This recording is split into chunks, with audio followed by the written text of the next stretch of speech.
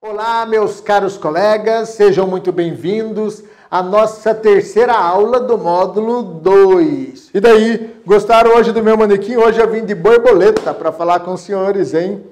Se nas aulas anteriores nós construímos a base doutrinária da análise da gestão de riscos, agora é chegada a hora de colocar a metodologia em prática. E hoje nós vamos estudar a primeira etapa do ciclo de gestão de riscos, o estabelecimento do contexto. E atenção, esta etapa ela é decisiva.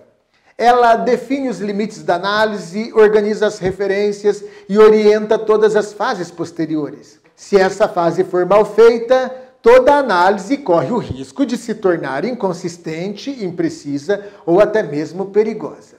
Mas o que é estabelecer o contexto? Ora, é realizar um diagnóstico inicial do sistema que será analisado.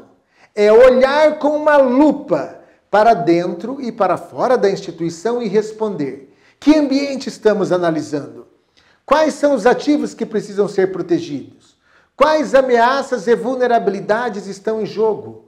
Qual é a missão e os objetivos estratégicos do setor?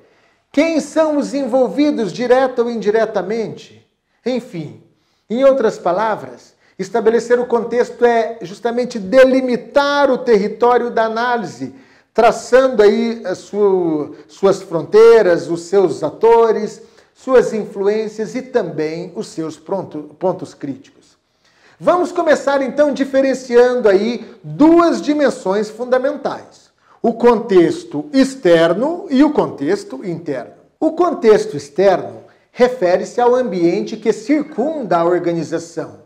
São os fatores que não estão sob o controle direto da instituição, mas que influenciam diretamente a sua missão.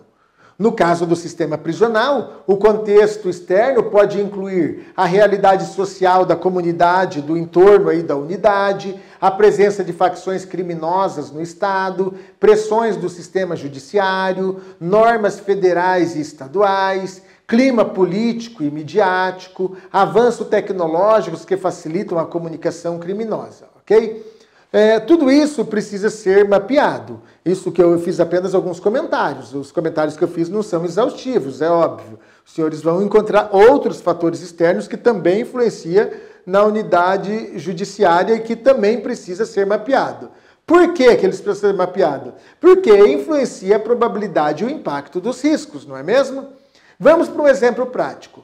Uma penitenciária localizada próxima a uma área de alta vulnerabilidade social, ela pode estar mais exposta à tentativa de resgate, lançamento de objetos, cooptação de servidores, entre outros riscos. Contexto interno. Então agora nós vamos voltar o nosso olhar para dentro da nossa casa. O contexto interno ele envolve então ali a estrutura física e tecnológica da unidade, os recursos humanos disponíveis, as rotinas operacionais, os fluxos de informação, o grau de maturidade institucional e, é claro, os pontos fortes e fracos que podem ser explorados por ameaças externas. Esse diagnóstico, ele permite mapear as vulnerabilidades reais, ou seja, aquelas características internas que facilitam a materialização do risco. Ok? Ainda dentro do contexto externo, pessoal, nós podemos ter um olhar mais amplo, quando a gente precisa fazer uma identificação dos ativos. Seja os ativos tangíveis ou intangíveis, vocês vão perceber que ele está intrinsecamente ligado e vinculado à instituição. Então, ainda dentro do estabelecimento do contexto, nós vamos ter que identificar todos os ativos institucionais. E aqui é essencial fazer uma distinção. Então, o que é o ativo tangível e o que é o ativo intangível? Vou dar um exemplo para vocês. São exemplos de ativos tangíveis: o patrimônio físico, os sistemas, os servidores, os documentos, os equipamentos e os protocolos operacionais.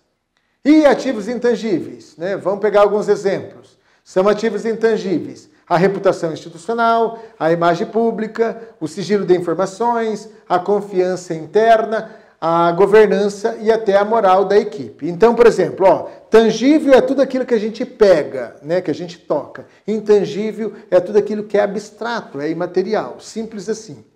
E atenção, o risco, ele só existe porque há um ativo a proteger. Não existe risco no vazio, não é mesmo?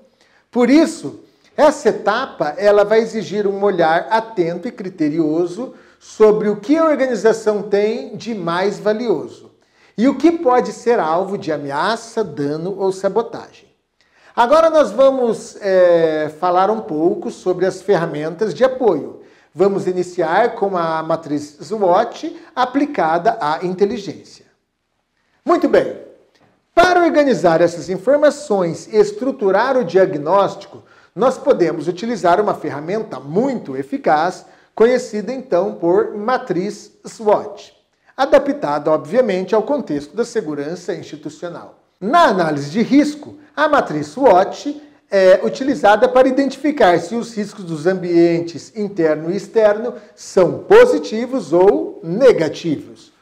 Como vocês visualizaram no material escrito, no ambiente interno são analisadas as forças e as fraquezas. A força é um ponto forte, portanto, positivo. Já as fraquezas são pontos fracos, portanto, negativo. Ao visualizar o ambiente externo, é necessário analisar, então, as oportunidades e as fraquezas. As oportunidades, elas representam um ponto forte, portanto, positivo. Já as ameaças são pontos fracos, portanto, negativo. Vamos para um exemplo prático na inteligência penitenciária. Força pode ser representada por uma equipe bem treinada e com experiência e inteligência. Fraqueza, falta de câmeras de segurança nos corredores internos, é um bom exemplo. Oportunidade, o que seria? Poderíamos citar aí, vamos lá, parcerias com universidades para pesquisa aplicada. Ameaça. O que podemos pegar como ameaça? Vamos lá, crescimento da atuação de facções dentro do sistema prisional estadual. Tá vendo? Então, esse cruzamento, ele nos dá uma base sólida para identificação e valoração dos riscos, que serão trabalhados nas etapas seguintes. Note, pessoal, que o contexto bem definido é o que permite que a análise seja objetiva, né? Porque sabe o que está sendo analisado, relevante, porque está alinhada à missão institucional, e aplicável, porque responde a uma necessidade concreta do tomador de decisão. Então, além disso, o estabelecimento do contexto, ele funciona como um filtro e âncora da obtenção de dados. Ele evita que o analista se perca em informações periféricas e garante que os dados coletados sejam relacionados aos aspectos essenciais do risco, aumentando a eficiência do trabalho e o valor estratégico do produto final. Infelizmente, na prática, um dos erros mais recorrentes das agências de inteligência é saltar direto da coleta ou para a análise sem estabelecer o contexto. Isso pode levar a relatórios generalistas com diagnósticos frágeis, descolados da realidade da unidade, que não conseguem, então, subsidiar decisões relevantes. Ou o pior, que podem induzir aí o gestor ao erro. Então, na metodologia da análise de risco, esse desvio ele compromete toda a estrutura. Por quê? Porque ele impede o alinhamento com os objetivos da organização, prejudica a definição das ameaças mais críticas e torna impossível estimar corretamente a probabilidade e impacto, já que os ativos aí eles não foram corretamente delimitados.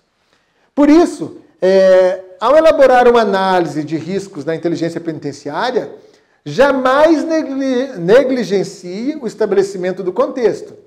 Ele não é apenas uma etapa inicial, ele é simplesmente a espinha dorsal que sustenta o raciocínio analítico, a consistência técnica e também confere a legitimidade institucional do relatório.